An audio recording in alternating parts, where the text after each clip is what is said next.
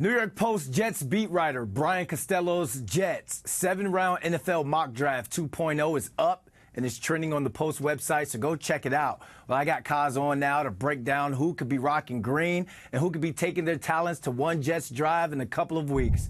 Kaz, man, I missed you last week. My apologies. Thanks for jumping on with us. But let's get straight into it because in last week's draft, you had Joe Douglas grabbing an offensive tackle. And in this week, with the 10th pick of the 2024 NFL Draft, the New York Jets select Rome Odunze, wide receiver, Washington. I think that's what it comes down to, Brandon, is do they want a playmaker or do they want another protector? They've addressed these positions already in free agency. Obviously, Tyron Smith trading for Morgan Moses at tackle, and then at receiver adding Mike Williams. But I still think there's question marks long term at the positions. Williams is coming off of an ACL. He's turning 30. It's a 1-year contract. So if Rome Odunze falls down to them, I think they got to grab him. Brandon, he's one of the top receivers in this draft. He put up 1,600 yards receiving last year.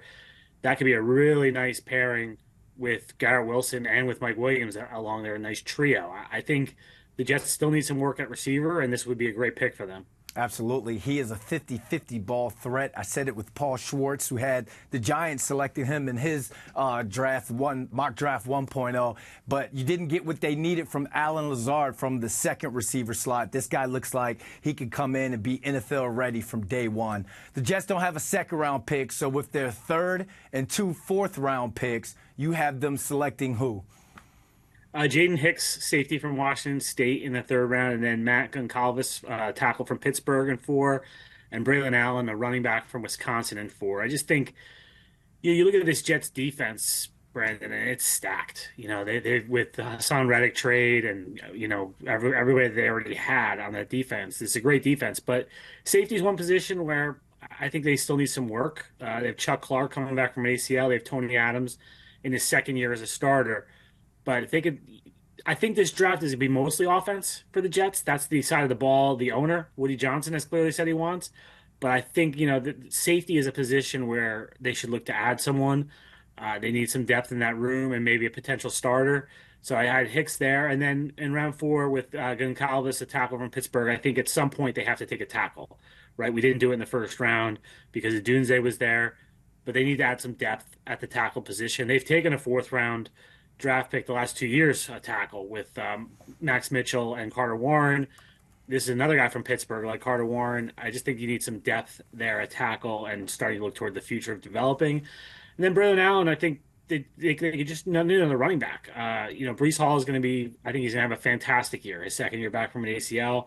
They have Izzy Abanikanda, but they really don't have anything else. So I think they need to address that position. If they don't address in free agency, I think they do it in the draft. All right, let's round this thing out. I wonder, and a lot of Jets fans wonder, if Joe Douglas can grab himself a gem in the late rounds. In the 6th and the 7th round, you have him selecting who? Justin Rogers, defensive tackle from Auburn. They're getting a little older at defensive tackle. I think they need to add some youth there.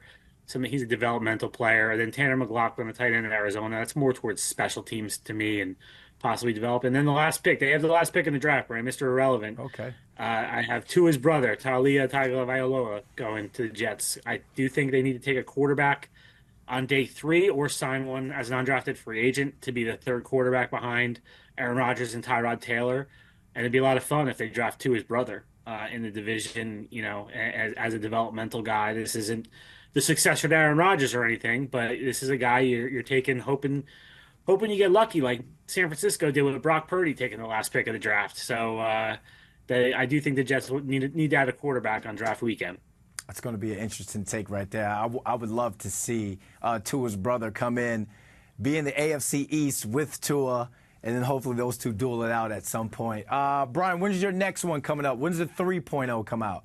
It'll be next week. We'll do it every Tuesday on the web, Wednesday in the paper, up until April 24th, the day before the draft.